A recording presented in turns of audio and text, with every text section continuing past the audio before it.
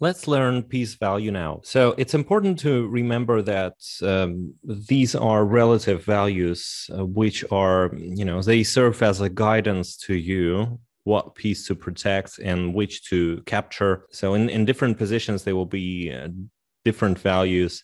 But for beginners, it's important to remember that the queen is approximately 9, a rook is 5, bishop is 3, knight is 3, and pawn is 1. So if you have, for example, 3 pawns, that's approximately the same as the knight. So the king is priceless. If you lose the king, you lose the game. So now we have an option to capture pawns, capture diagonally.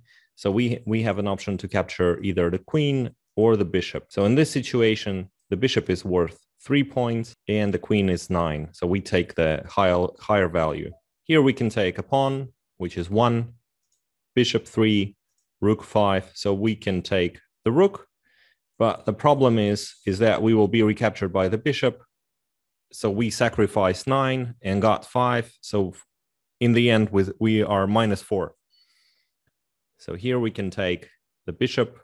That's going to be +3.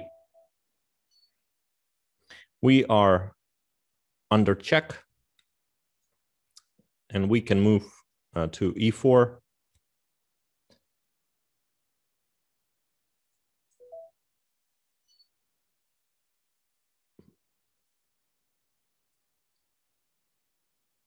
So here we can escape the check by taking the pawn, which is 1, or knight, which is 3. So we will take the higher value.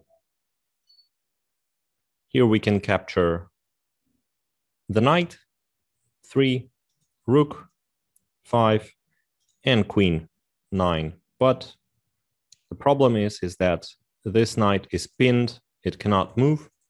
So in reality, we can either capture the knight or we can capture the rook.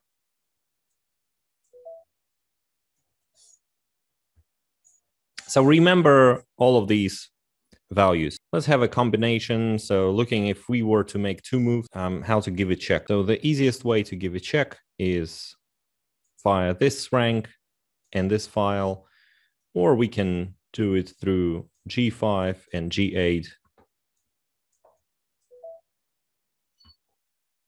This is just an exercise, so it's unrealistic because you're only allowed 1 move in chess. So in here, we will check the king, and also we will attack the bishop. So this is called a fork, a tactical element. So we'll take the rook, and now we can check on c4. Here we have a discovered check, but we need to move away our pieces.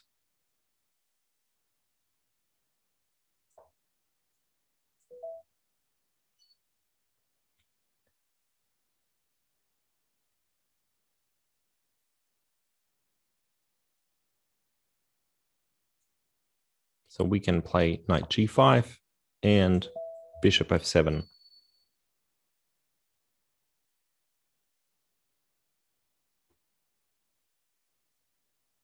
Here we can play knight f5 and bishop e3 check. Bishop c5 takes on e7 check.